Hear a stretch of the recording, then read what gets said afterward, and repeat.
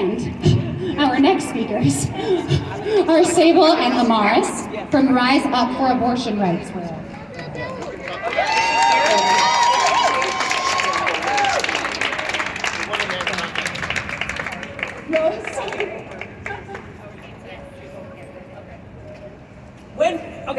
We're gonna start with a chant, y'all.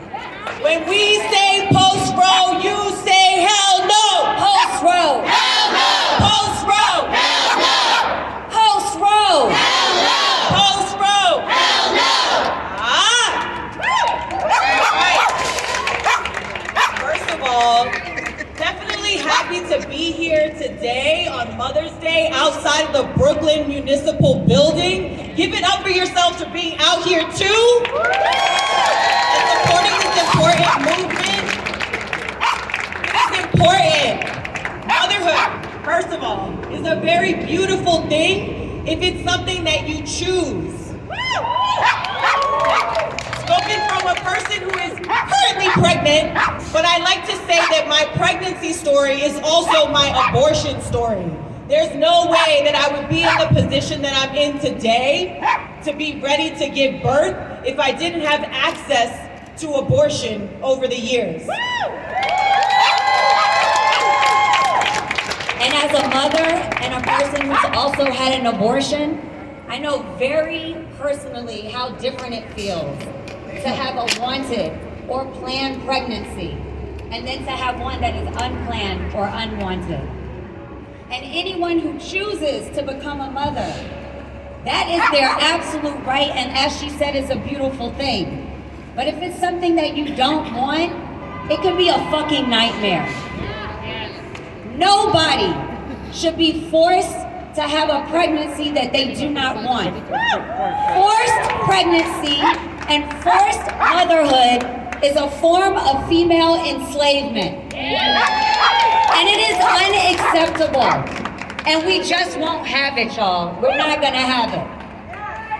So we are with organizers with RiseUpForAbortionRights.org. You see the green signs everywhere. We're calling on people to be out in the streets every day, and not only to imagine a world post-Roe. We're not imagining a world post-Roe. We're here to stop the Supreme Court dead in its tracks. Dead in its tracks right now from denying the rights of women to be full human beings.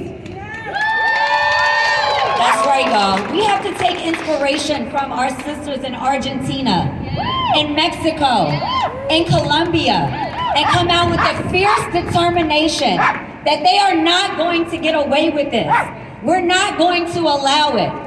And I don't know if you saw on Thursday, these student walkouts, it was nationwide.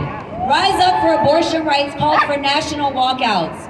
And these students hit the streets. And they're not thinking, oh, what are we gonna do after? Or let me stock up on the abortion pill, or let me figure out how we're gonna have these underground ways to get people to get abortions after Roe is overturned. Their energy is on some, we are not gonna let this happen. They are not going to let this happen, and we aren't either. This is the type of energy we need right now.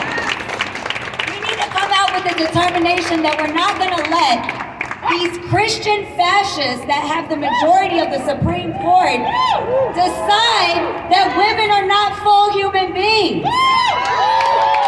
And anyone who needs access to an abortion is going to be able to get one legally and safely. And we're going to make sure that happens.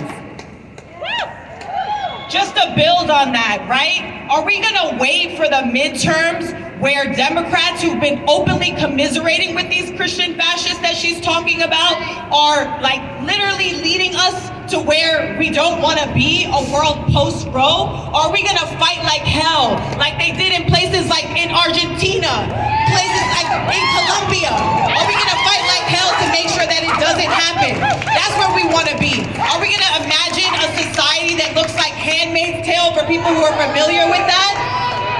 Hell no! We need to be out in the streets every single day. We're going to talk a little bit more about what we're doing in the days leading up to May 14th.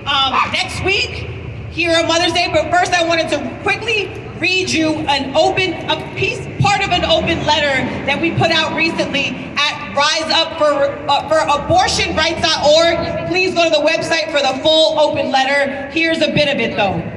The reversal of abortion rights would do immeasurable harm to generations of women and girls and everyone who can become pregnant.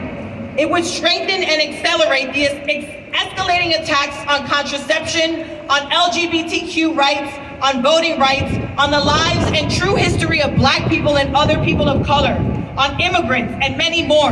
Acquiescing to this loss, rather than fighting now to defeat it, would also contribute to the dangerous dynamic where people would be forced to adjust and work within greater and greater atrocities. All right. And as Amaris was saying, look, this is not settled law. This has not been established yet. What we do right now is going to determine the future. So we have to have the fierce determination. We have to be in these streets. This is where our power is. It lies in these streets. Okay, so we got to get out there. We have May 8th, which is today, through May 14th, a week of action. And that's going to include die-ins, student walkouts, social media, banner drops, and all other creativity, all leading up to May 14th, which is going to be huge national demonstrations. May 14th, Saturday, we need to be in these streets. Come talk to us. Let's figure out how we get thousands and thousands of people flooding New York City, wearing green and saying, "Post Roe, hell no! Post Roe, hell no! Post Roe, hell no!" Link up with us. We have stickers, we have flyers, we have that you can get out, take a stack of flyers with you and get them out to your neighborhood. Do that. We have all kinds of things. We have bandanas. Do that. 2 p.m. in Union Square specifically for those of us here. We're all in New York City, but also nationwide, riseuporabortionrights.org.